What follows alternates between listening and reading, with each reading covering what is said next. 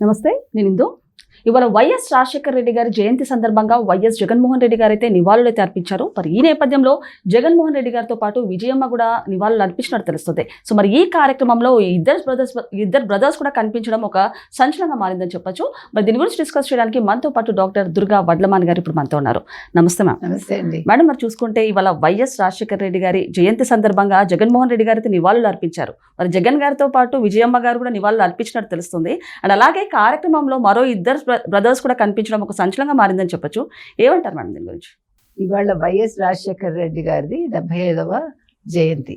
ఈ సందర్భాన్ని పురస్కరించుకొని ఇవాళ ఇడుపులపాయలో జగన్మోహన్ రెడ్డి గారు వాళ్ళ తండ్రి గారికి నివాళులు అర్పించారు. ఆయనతో పాటు విజయమ్మ గారు కూడా వెళ్ళారు. యాక్చువల్ గా షర్మిల ఈయన కలిసే నివాళులు అర్పిస్తారు, వాళ్ళిద్దరి మధ్య విభేదాలకి ఇవాళ తెరపడుతుంది అని నిన్నంతా కూడా బాగా హల్చల్ చేసింది ఆ వాక్యం, అంటే ఆ రకంగా. కానీ దానికి భిన్నంగా ఇవాళ ఆయన పాటికి ఆయన వెళ్ళారు. అయితే ఇక్కడ విషయం ఏంటంటే ఆయనతో పాటు కడప జిల్లాకి చెందిన దుగ్గాయపల్లి మల్లికార్జున రెడ్డిను వాళ్ళ బ్రదర్ వీరారెడ్డి కూడా ఉన్నారు. వాళ్ళు ఉంటే మీకు ఏంటండి అని మీరు అడగచ్చు. అంటే జగన్మోహన్ రెడ్డి ఎవరి వల్ల అయితే తాను ఓడిపోయాడు, ఎవరి వల్ల అయితే పార్టీకి ఇంత నష్టం జరిగిందో అలాంటి వాళ్ళని పక్కకి పెట్టట్లేదు అనేది ఇవాళ చర్చనీయాంశంగా ఉంది. మీకు నష్టం జరిగింది అనుకోండి, ఒకసారి చూస్తారు, 2 సార్లు చూస్తారు, 3 సార్లు చూస్తారు. ఒక టర్మ్ అయిపోయాక మిమ్మల్ని పక్కకి పెట్టాలిగా. కానీ వీళ్ళు ఏంటంటే గతంలో ఏం చేశారంటే ఈ బ్రదర్స్ ఇద్దరు కడపలో వాళ్ళ ఇష్టానికి వాళ్ళు ఆడింది ఆట పాడింది పాట. అప్పుడే జగన్మోహన్ రెడ్డి వీళ్ళకి చైర్మన్ పదవి కూడా ఇచ్చాడు మల్లికార్జున రెడ్డి. ఇస్తే ఆయన బుగ్గకారులో తిరిగేవాట.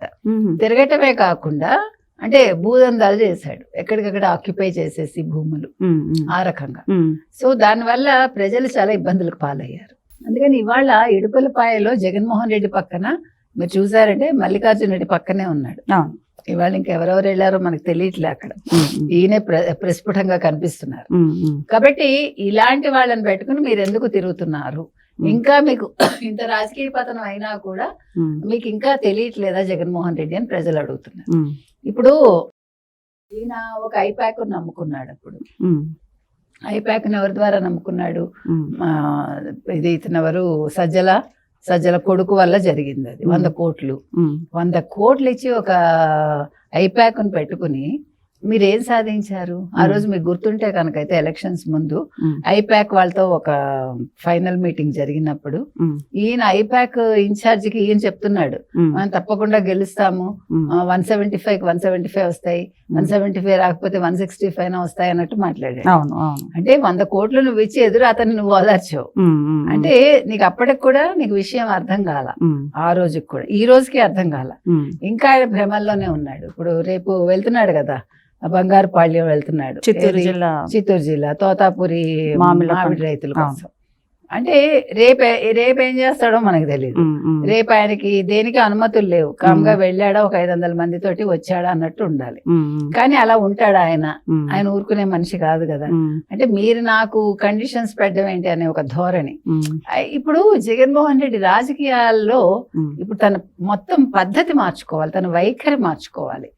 ఇప్పుడు ఏదైతే ఒరవడిలో వస్తున్నాడో గత 6 సంవత్సరాలుగా దానికి భిన్నంగా రాజకీయాలు చేసుకుంటే కొద్దో గొప్ప రాజకీయాల్లో ఉంటాడు. ఇప్పుడు చెల్లెల్ని దూరం పెట్టుకున్నాడు, చెల్లెల్ని పిలిచాడు, మాట్లాడారు, భారతిరెడ్డితో మీటింగ్ అయిందని విన్నాం. నిజంగా అయితే కూడా మంచిదే.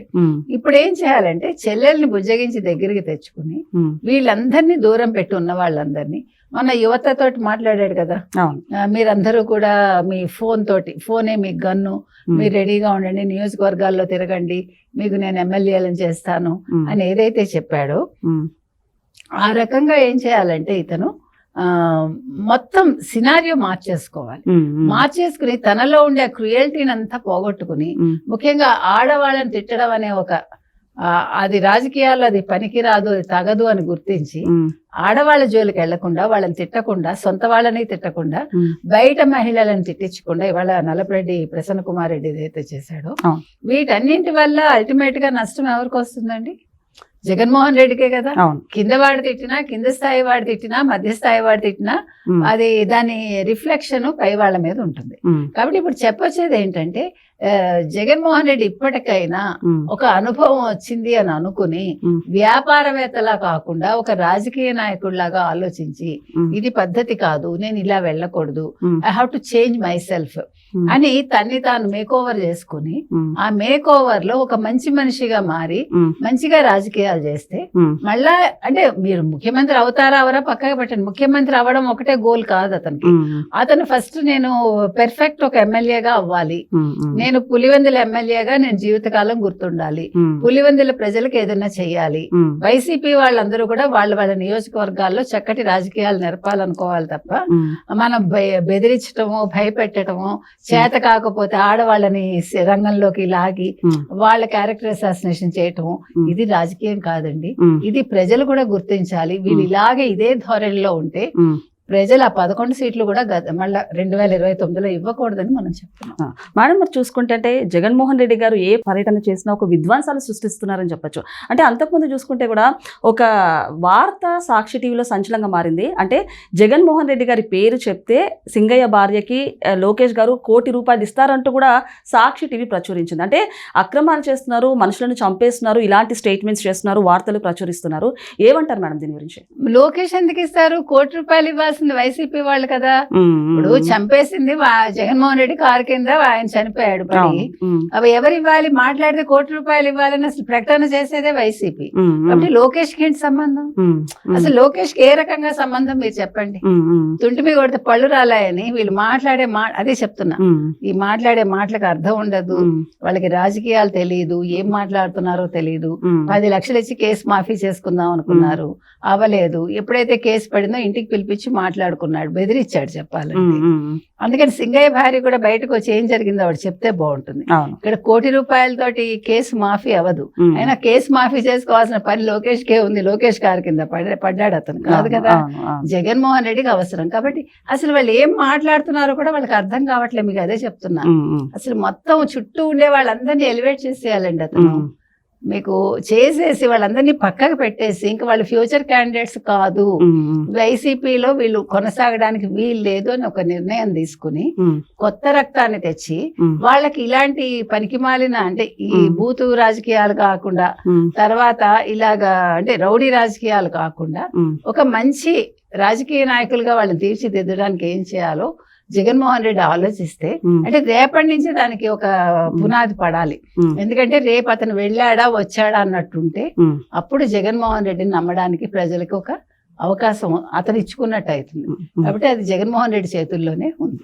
సో మనం ఫైనల్ గా చూసుకుంటే అక్రమాలు చేస్తున్నారు అండ్ మీడియా ముందు హల్చల్ చేస్తున్నారు, సినిమా చూపిస్తామంటున్నారు, ఇవన్నీ చేస్తూ మళ్ళీ 2029 ఎన్నికల్లో ఖచ్చితంగా వైసీపీ వస్తుందంటున్నారు. మరి ఇప్పుడు చూసుకుంటే కనుక కేవలం ఈవీఎం వల్లనే వైసీపీ పార్టీ ఓడిపోయిందంటూ కూడా వాళ్ళు చెప్తున్నారు.